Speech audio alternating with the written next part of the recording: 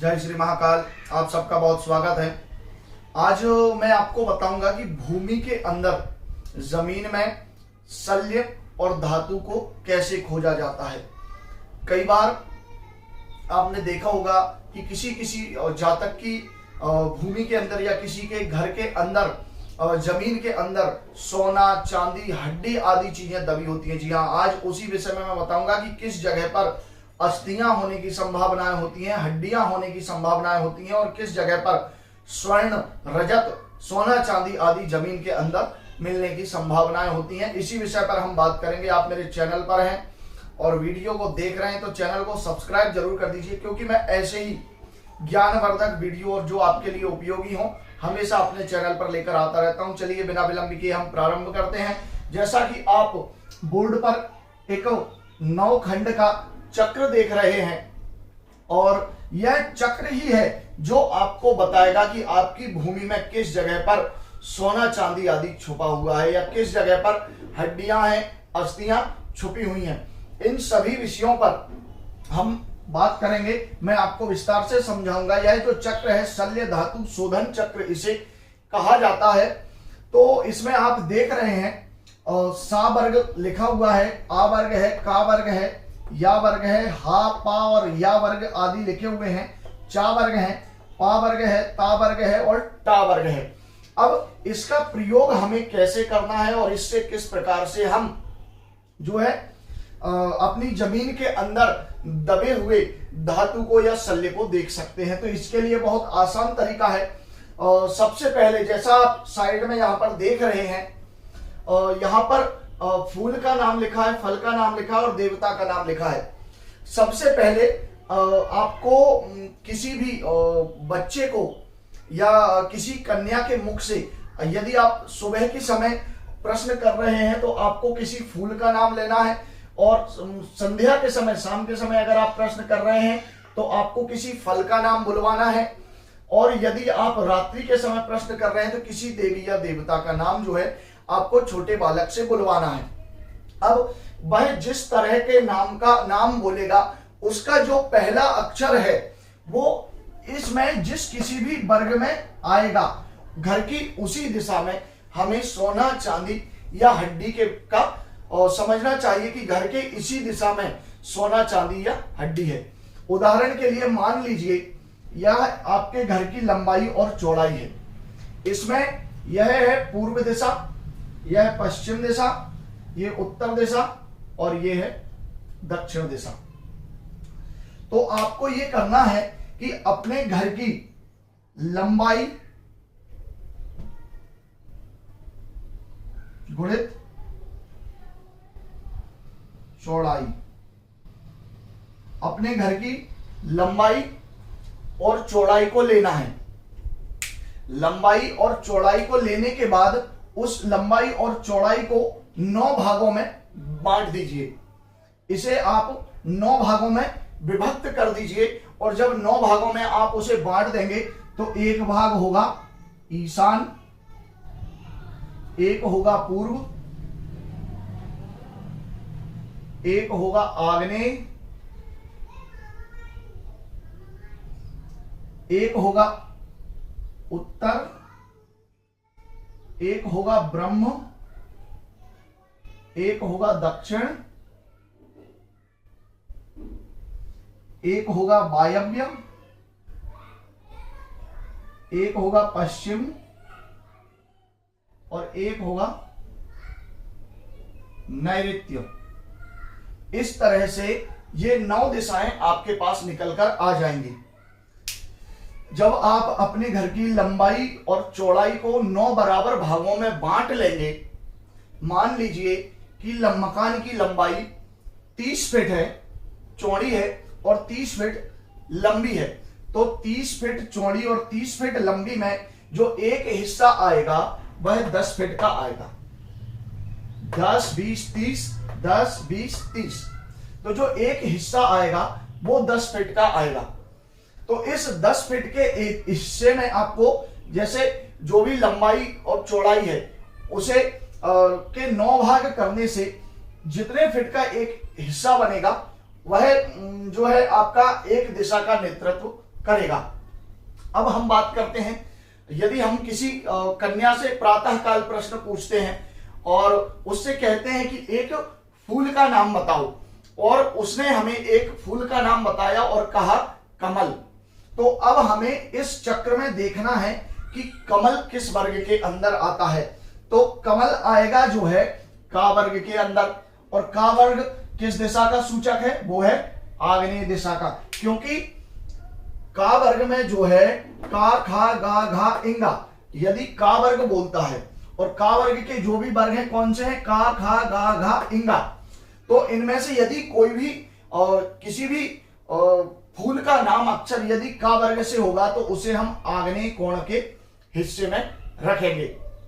आग्नेय कोण के हिस्से में रखेंगे अर्थात कि हमारे घर में आग्नेय कोण में शल्य या धातु है, सोना चांदी या हड्डी आग्नेय कोण में हमें मिलेगी यदि का वर्ग से संबंधित शब्द बोले जाएंगे।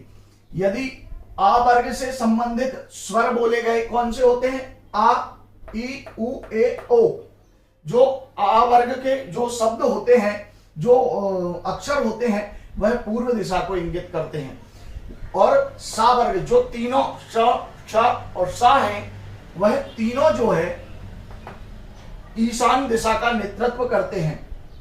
या वर्ग जो है उत्तर दिशा का, या रा ला वा, यह जो है उत्तर दिशा का नेतृत्व करेंगे, और पा वर्ग पा फा बा भा मा जो है वह वायव्य कोण का नेतृत्व करेंगे, और ता वर्ग ता था दा धा ना जो है पश्चिम दिशा का, और टा वर्ग टा ठा डा ढा ना जो है नैऋत्य दिशा का नेतृत्व करेंगे, और चा वर्ग जो है चा छा जा झा इंगा जो है दक्षिण दिशा का नेतृत्व करेंगे। उसके बाद कोई यदि हा वर्ग बोलता है, पा वर्ग बोलता है या वर्ग बोलता है, हा वर्ग में जो है या वर्ग के आ जाएंगे या रा ला बा और शा शा शा और हा। तो इस संबंधित यदि कोई हा वर्ग खाली हा बोलता है तो सबसे पहले उसे ईशान में ब्रह्म स्थान पर जो है शल्य या धातु समझना चाहिए।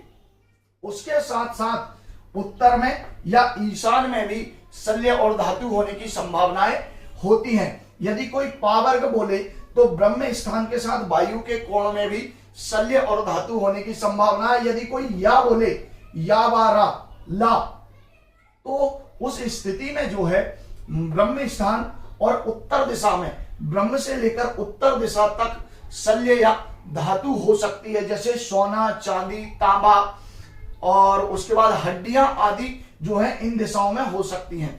अब मैं आपको एक उदाहरण से और समझाने का प्रयास करता हूं। यदि कोई रात्रि में प्रश्न करे और रात्रि में हमने किसी कन्या से किसी देवता का नाम पूछा और उस कन्या ने जो है हमें शिव कहा, तो शिव जो है सा वर्ग ईशान दिशा के इंगित, क्योंकि तीनों प्रकार के जो सा श और शा है वह तीनों जो है ईशान दिशा का नेतृत्व करते हैं।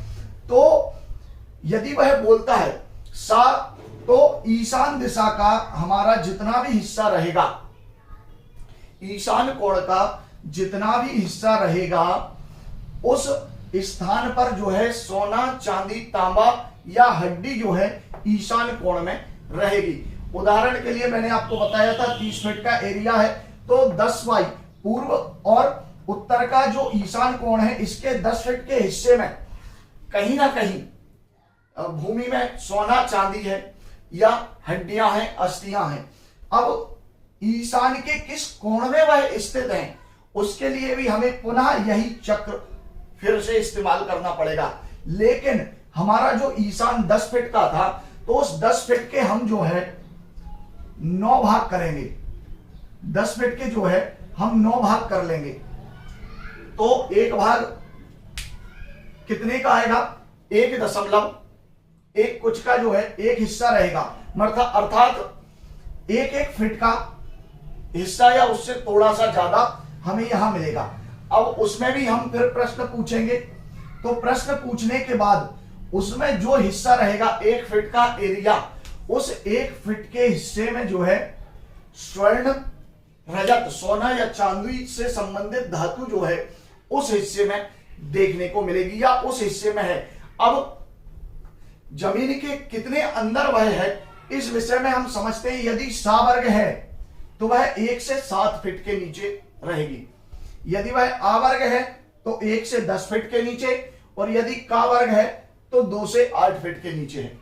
यदि वह या वर्ग है तो वह 5 से 7 फीट, ब्रह्म स्थान में हा वर्ग में 10 फीट और चा वर्ग में 3 से 7 फीट नीचे जो है सोना चांदी दबा हुआ है। यदि पा वर्ग है तो 5 से 10 फीट में होगा, और यदि ता वर्ग है तो वह 2 से 4 फीट में होगा, और यदि टा वर्ग है तो 4 से 7 फीट नीचे जमीन में सोना चांदी या हड्डी जरूर निकलेगी। तो यह जो है धातु और शल्य शोधन चक्र है। इस चक्र का सही तरीके से इस्तेमाल करके और नियमित और सही ढंग से इसका प्रयोग करने से आप जान सकते हैं कि भूमि में कितने फीट नीचे या घर की किस दिशा में सोना चांदी और हड्डियां दबी हुई हैं, और उसे निकालने के लिए आपको क्या करना है। इसके लिए मैं आपको एक उपाय बताता हूं। आपको एक तांबे की कटोरी लेनी है, और उस तांबे की कटोरी में आपको लाल कलर का कुमकुम जो होता है, जो माथे पर लगाने के लिए मैंने जो लगाया हुआ है, इस कुमकुम से उस कटोरी को भर दीजिए, और भरने के बाद 3 गोमती चक्र उस कटोरी में रख दीजिए, और जिस दिशा पर आपने गणित करने से जो स्थान निकाला है वहां जो है 1 हाथ का गड्ढा करके, लगभग अपनी उंगली से लेके यहां तक 1 हाथ का गड्ढा करने के बाद उस कटोरी को गोमती चक्र सहित उसमें गड़ा दीजिए और मिट्टी से ढक दीजिए, और ढकने के बाद लगातार 41 दिन तक उसी जगह पर आपको एक शुद्ध घी का दीपक लगाना है। रात्रि में मध्य 12 बजे आपको एक दीपक लगा के रखना है। ऐसा 41 दिन तक करना है। जब आप यह करेंगे तो किसी ना किसी माध्यम से, सपने के माध्यम से या अन्य किसी भी माध्यम से आपके घर में सोना चांदी दबा होगा तो आपको जरूर सपने में बताएगा, और निकालने की संपूर्ण विधि भी बताएगा और किस तरह आप उसे निकाल सकते हैं। तो यह विधि आप विधि पूर्वक इसका पालन करें। यदि आपको यह विषय समझने में कठिनाई हुई है तो आप मुझसे संपर्क करके भी जान सकते हैं और समझ सकते हैं। इसके बाद यदि आपको किसी भी प्रकार की दिक्कत आ रही है समझने में तो आप मुझसे कॉल करके भी संपर्क कर सकते हैं। मेरे व्हाट्सएप नंबर पर भी आप संपर्क कर सकते हैं। अगर मेरे द्वारा दी जानकारी आपको अच्छी लगी है तो चैनल को सब्सक्राइब जरूर कीजिएगा और वीडियो को शेयर करना ना भूलें। जय श्री महाकाल।